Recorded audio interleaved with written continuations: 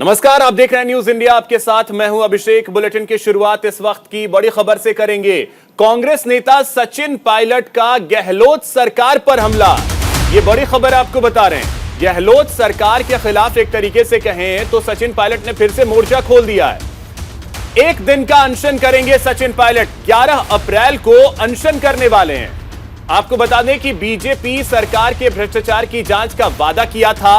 हमें अपने वादों पर खरा उतरना चाहिए, यह कहा है पायलट ने। हमें दिखाना पड़ेगा कि कथनी और करनी में अंतर नहीं है। गहलोत को लिखी चिट्ठी का जवाब नहीं मिला, यह कहा है सचिन पायलट ने। चुनाव में जाने से पहले कुछ कार्रवाई होनी चाहिए। तो अब देखिए, सचिन पायलट ने एक बार फिर से गहलोत सरकार के खिलाफ मोर्चा खोल दिया है और एक दिन के अनशन की उन्होंने बात कही है। वो गहलोत सरकार के खिलाफ एक दिन का अनशन करेंगे। तो अपनी ही सरकार के खिलाफ अनशन करने की तैयारी में सचिन पायलट।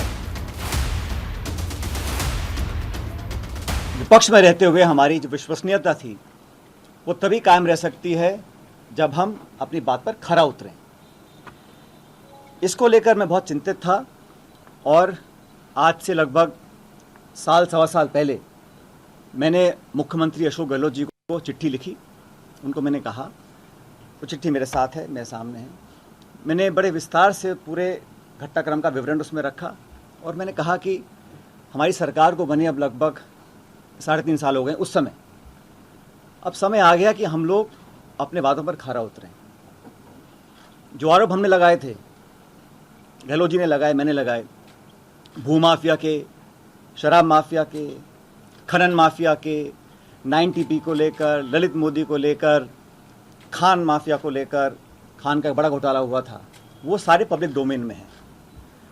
मैंने उनसे आग्रह किया था कि 1.5 साल बचा है चुनाव में और हम लोगों को, कांग्रेस जनों को ये दिखाना पड़ेगा कि हमारी कथनी और करनी में फ़र्क नहीं है। ये पहली चिट्ठी मैंने लिखी थी 28 मार्च 2022 को। उसका मुझे जवाब नहीं मिला। तो फिर मैंने 2 नवंबर 2022 को एक और चिट्ठी लिखी। उसका भी जवाब मुझे मिला नहीं।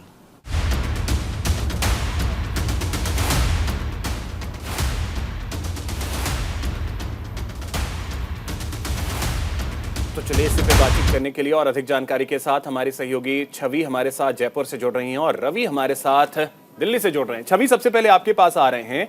आज जब प्रेस कॉन्फ्रेंस करने के लिए सचिन पायलट बैठे तो ऐसा लग रहा था आर पार की मूड में है।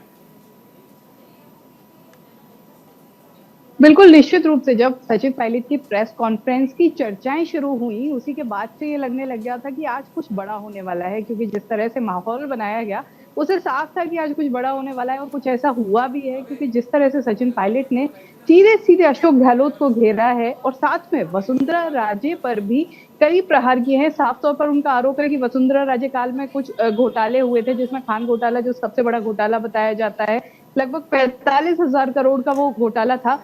और उस दौरान मांग की गई थी कि उस पर जांच की जाए, लेकिन सरकार को, अब कांग्रेस सरकार को लगभग 4.5 साल होने को आए हैं, ऐसे में उस पर किसी तरह की कोई जांच नहीं हुई, जिसको लेकर मुख्यमंत्री अशोक गहलोत को घेरा है सचिन पायलट ने। कि उस दौरान तो लगातार अशोक गहलोत इसको लेकर काफी ज्यादा सक्रिय रहे कि इस पे किस तरह से जांच की जाए, लेकिन अब जब सरकार थी तो उस पर क्यों जांच नहीं की गई। और उसी के अलावा जिस तरह से सचिन पायलट ने साफ कहा कि सरकार, जो सरकारी एजेंसियां हैं जो राज्य के अधिकृत रहती है, उन्होंने किसी भी तरह की कोई कार्रवाई नहीं की, वो सक्रिय नहीं है। क्योंकि ध्यान देने की बात यह है, क्योंकि मुख्यमंत्री अशोक गहलोत सीधे केंद्र सरकार पर जब प्रहार करते हैं, वो हमेशा एक ही बात कहते हैं कि केंद्र सरकार जो वहां की एजेंसियां हैं उनका दुरुपयोग कर रही है। ऐसे में सचिन पायलट ने उन्हीं बातों को लेकर मुख्यमंत्री अशोक गहलोत को घेरने की कोशिश की है। पायलट का संदेश भी आपसे समझना चाहेंगे कि आज जो खुल करके, शायद पहली बार ऐसा होगा कि सचिन पायलट इस तरीके से खुलकर एक प्रेस कॉन्फ्रेंस बुलाते हैं और अपनी ही सरकार के खिलाफ खुलकर बातें रखते हैं। कुछ वीडियोस भी उन्होंने दिखाए हैं। तो इसके मैसेज को अगर आप बताएं कि मैसेज क्या है, एक तो आलाकमान के लिए और साथ ही गहलोत के लिए।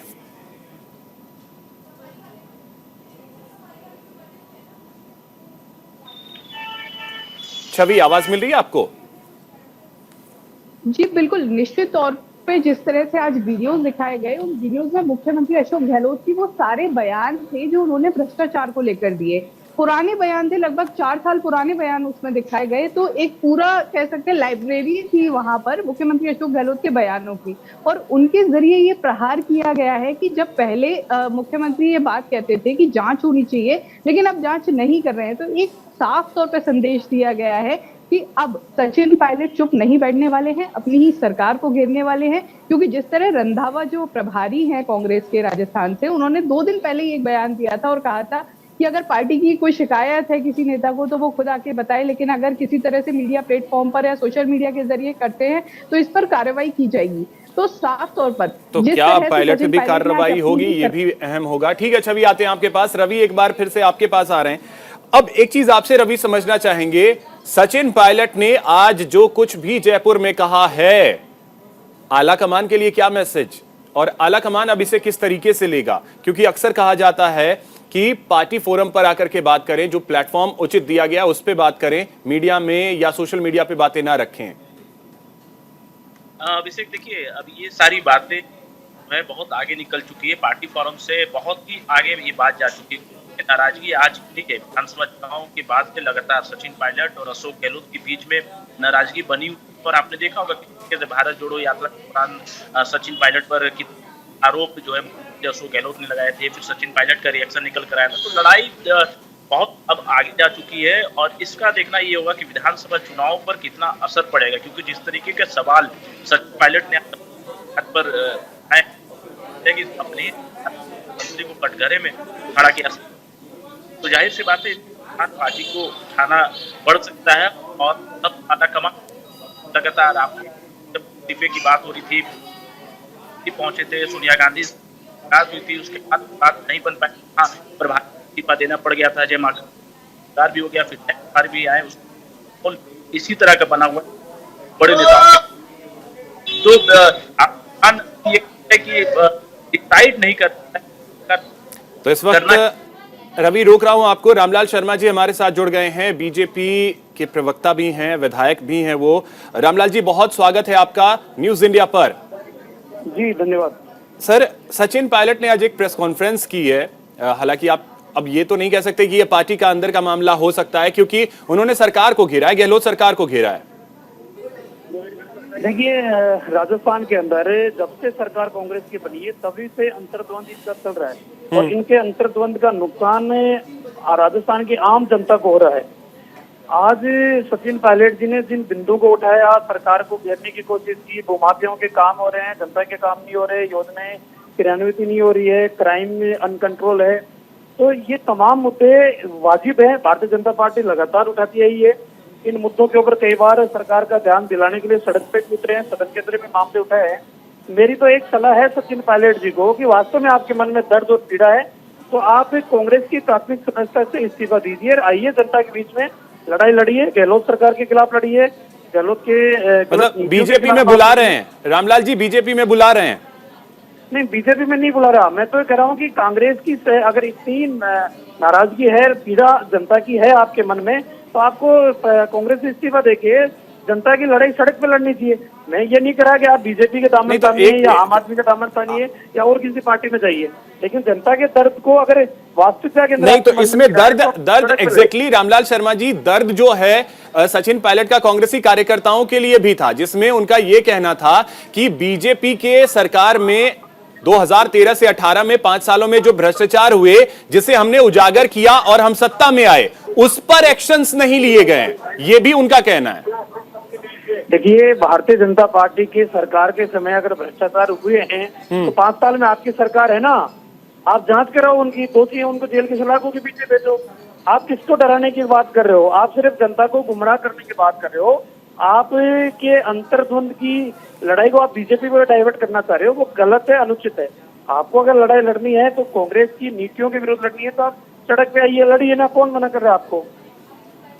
तो रामलाल शर्मा जी, खुल करके आपने ये भी नहीं कहा कि बीजेपी में वेलकम करेंगे अगर ये स्थिति रहती है, पायलट आते हैं तो वेलकम करेंगे? पार्टी के विचार की, भारतीय जनता पार्टी के सिद्धांतों से अगर सहमति अगर वो जताते हैं तो भारतीय जनता पार्टी के दरवाजे तो हमेशा के लिए खुले हैं। कोई भी व्यक्ति हो, कोई भी जब चाहे वो आ सकता है। हमारे विचारों से, हमारे सिद्धांतों से अगर सहमति रखते हैं तो इसमें तो हम तो इनकार ही नहीं करें ना कि हम इनको नहीं लेंगे।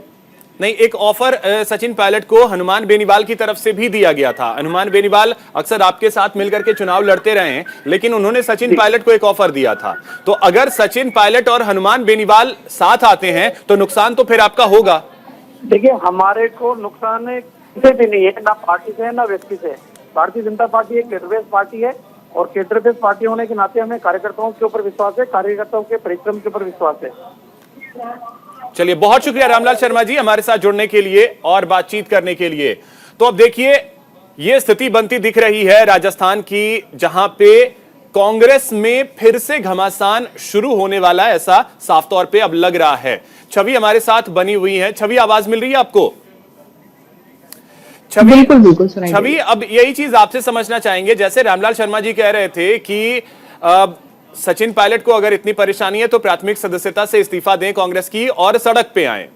बीजेपी वेलकम करेगी या नहीं करेगी, इस पर तो वो क्लियरली उतना नहीं बोल पा रहे थे, लेकिन अगला कदम अब सचिन पायलट का क्या, क्योंकि उन्होंने ताल तो ठोक दी है, मोर्चा खोल दिया है, एक दिन के अनशन की भी बात कर दी है, उधर ऑफर भी मिल रहा है हनुमान बेनीवाल की तरफ से, तो सचिन पायलट के पास अब ऑप्शंस क्या?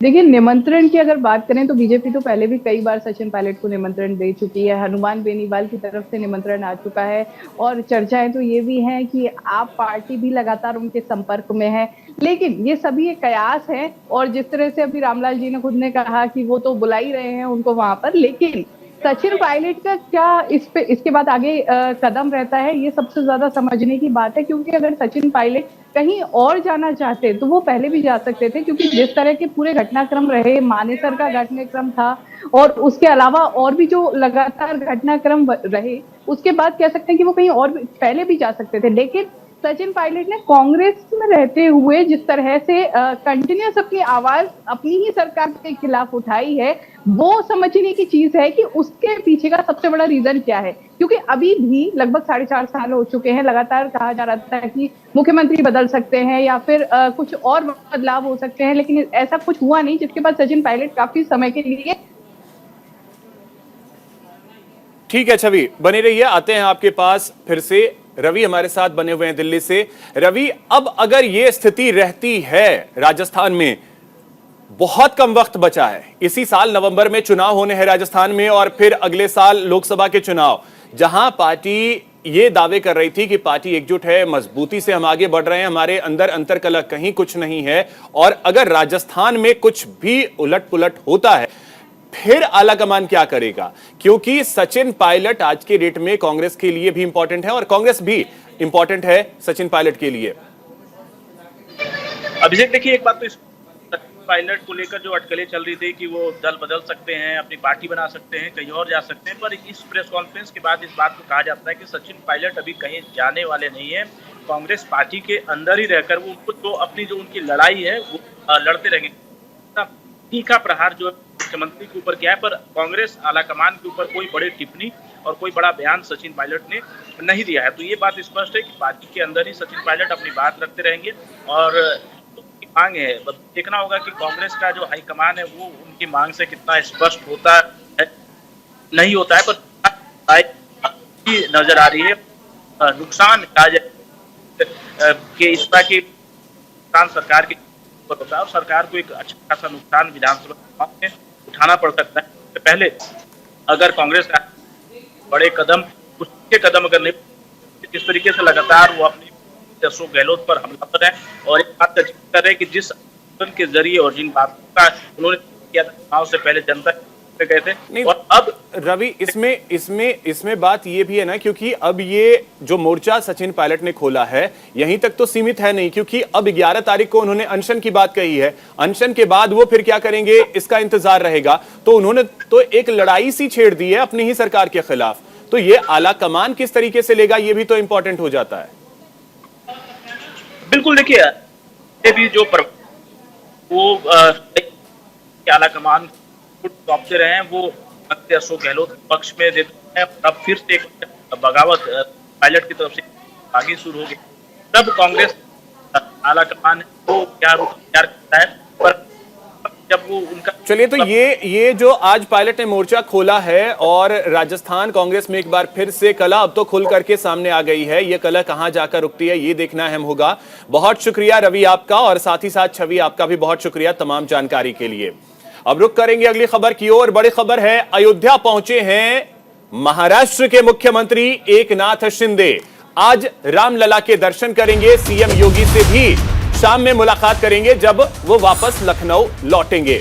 महाराष्ट्र के सीएम बनने के बाद पहली बार वो दर्शन करने के लिए पहुंचे हैं।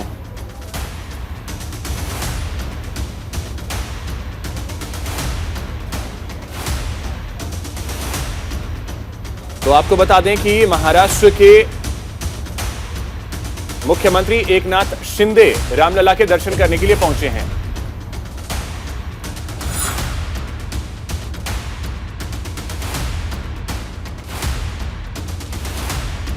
बता दें कि सीएम योगी से भी देर शाम मुलाकात करने का कार्यक्रम है, और ये तस्वीरें अयोध्या की हम आपको दिखा रहे हैं। इन तस्वीरों के जरिए आप देख सकते हैं अयोध्या नगरी जो है, आप तस्वीरों के जरिए देख सकते हैं एकनाथ शिंदे और उनके साथ देवेंद्र फडणवीस। तो महाराष्ट्र के मुख्यमंत्री और उप मुख्यमंत्री दोनों को आप देख सकते हैं तस्वीरों में, रामलला के दर्शन करेंगे। और आपको बता दें कि करीब 2:30 बजे एक प्रेस कॉन्फ्रेंस भी करने वाले हैं एकनाथ शिंदे।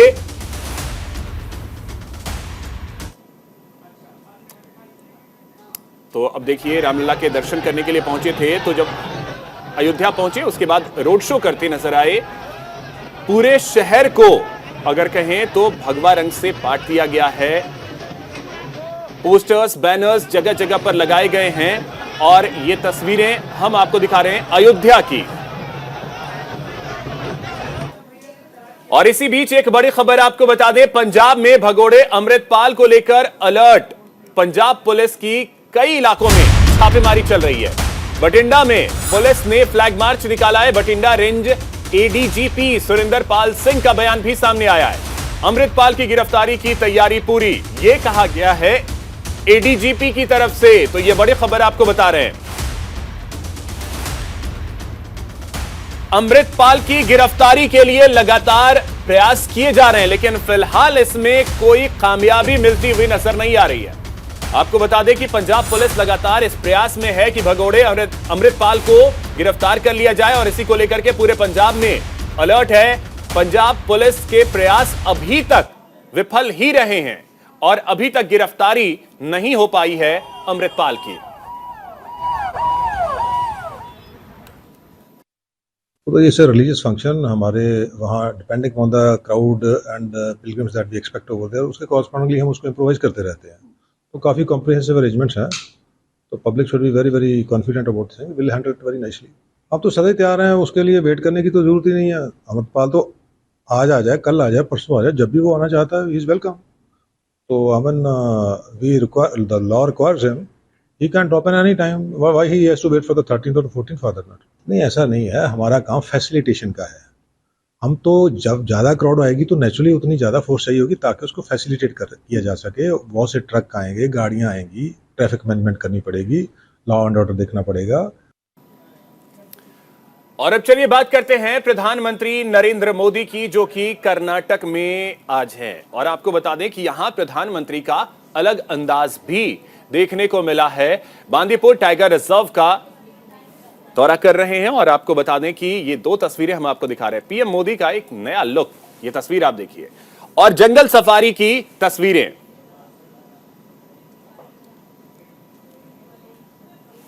तो आपको बता दें कि यहां बांदीपुरा टाइगर रिजर्व में जंगल सफारी का लुत्फ उठाते हुए प्रधानमंत्री नरेंद्र मोदी, पीएम ने एक ट्वीट में कहा कि आज की सुबह खूबसूरत बांदीपुरा टाइगर रिजर्व में बिताई और भारत के जंगली जीवन, प्राकृतिक सुंदरता और अनेकता का मजा लिया।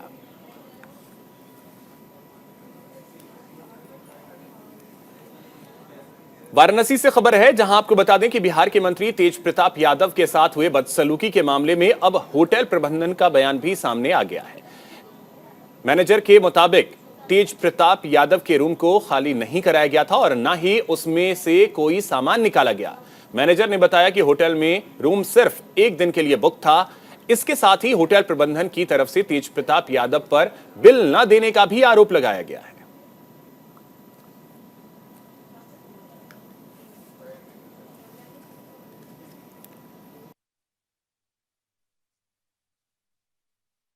वो बोल रहे हैं 206 को खाली किया गया है, जबकि 206 अभी भी मेरे पास लगा हुआ है। उनका सामान जो भी होगा उसके अंदर वो अभी भी है। कार्ड भी लेके गए हैं, पेमेंट भी नहीं किए हैं। खाली 205 खुला है। 205 में से उनके जो अटेंडेंट थे, अटेंडेंट के सामने अटेंडेंट को बात करवाया गया। जो भी बुकर थे उनके हामी पे उनका लगेज निकाल के रखा गया। बुकिंग तो एक ही दिन की थी, सिर्फ 6 की। 7 तारीख को तो मेरे पास कोई रूम ही नहीं लगा हुआ था, जिस कारण से 7 का कोई बुकिंग ही नहीं था मेरे पास। वही खबर छत्तीसगढ़ से है, जहां बिहार, बंगाल, गुजरात और महाराष्ट्र, झारखंड के बाद अब छत्तीसगढ़ में भी हिंसा की आग भड़क उठी है। हालांकि यह मामला रामनवमी से जुड़ा नहीं है, बल्कि मामूली झगड़े में ही दो समुदाय आपस में भिड़ गए, जिसमें 23 साल के युवक की मौत हो गई। बताया जा रहा है कि बेमेतरा जिले में दो समुदायों में जमकर बवाल मचा। दंगाइयों ने पुलिस को भी नहीं बख्शा। पुलिस की गाड़ी को भी आग के हवाले कर दिया गया। वहीं हमले में कई पुलिसकर्मी घायल हो गए हैं, जिसके बाद लाठीचार्ज कर इन्हें खदेड़ा गया। फिलहाल तनावग्रस्त क्षेत्र में धारा 144 लागू कर दी गई है। भारी संख्या में पुलिस बल की तैनाती की गई है।